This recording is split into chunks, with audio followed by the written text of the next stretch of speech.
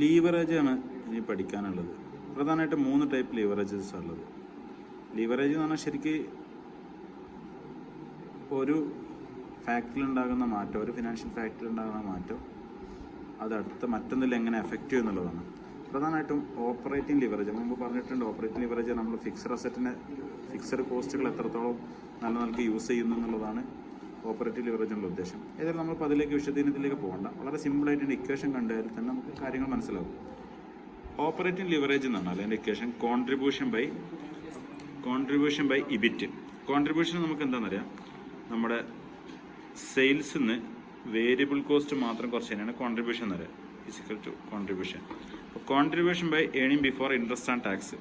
ഈ കോൺട്രിബ്യൂഷന് fixed അസറ്റും variable കോസ്റ്റിനും കൂടെ ഫിക്സഡ് കോസ്റ്റും കൂടി കുറച്ച് കഴിഞ്ഞാൽ നമുക്ക് ഇബിറ്റ് കിട്ടും അല്ലേ? അതും കൂടെ മനസ്സിലാക്കിക്കണം.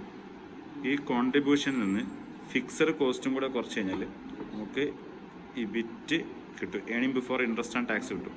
അപ്പോൾ contribution by EBIT operate leverage കിട്ടും. ഈ EBIT by earning before tax, that means ഇനി ഇൻട്രസ്റ്റ് കുറച്ച് ഇബിറ്റിന്ന് ഇൻട്രസ്റ്റ് കുറച്ച് കഴിഞ്ഞാണ് ഏണിംഗ് ബിഫോർ ടാക്സ് എന്ന് പറയുക. അത് കുറച്ച് കഴിഞ്ഞാൽ ഫിനാൻഷ്യൽ ലിവറേജ് കിട്ടും.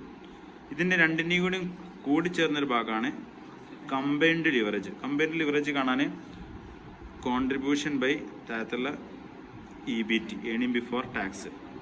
ഓക്കെ, അപ്പോൾ ഈ ഒരു ഇക്വേഷൻ മനസ്സിലാക്കിക്കുക. ഇത് വളരെ പ്രധാനപ്പെട്ടതാണ്. അപ്പോൾ ലിവറേജസ് കാണാൻ പറഞ്ഞാൽ നമുക്ക് ഇങ്ങനെ ചെയ്യാൻ പറ്റും.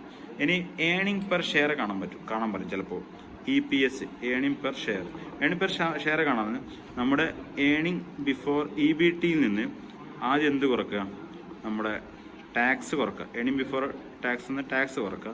ആ കുറച്ച് കിട്ടിയതിൽ നിന്ന് പ്രിഫറൻസ് ഷെയറിൻ്റെ ഡിവിഡൻഡ് കുറക്കുക. അപ്പോൾ നമുക്ക് ഇക്വിറ്റി ഷെയർ ഹോൾഡേഴ്സിൻ്റെ ഡിവിഡൻഡ് കിട്ടും. അതിനെ നമ്പർ ഓഫ് ഷെയർ കൊണ്ട് ഹരിച്ചു കഴിഞ്ഞാൽ ഏണിംഗ് പെർ ഷെയർ കിട്ടും. അപ്പോൾ ഏണിംഗ് ബിഫോർ ടാക്സിൽ നിന്ന് ആദ്യം ടാക്സ് കുറച്ച് കഴിഞ്ഞതിന് ശേഷം പിന്നെ പ്രിഫറൻസ് ഷെയറിൻ്റെ ഡിവിഡൻഡ് കുറക്കുക. കാരണം പ്രിഫറൻസ് ഷെയറിൻ്റെ ഡിവിഡൻഡ് നമുക്ക് ടാക്സ് ഒന്നും ഒഴിവാക്കാൻ പറ്റില്ല. ഓക്കെ, ഇത് മനസ്സിലാക്കി വെക്കുക. ക്വസ്റ്റ്യൻ പേപ്പറിൽ ഇത് ചോദ്യം ചെയ്യാം.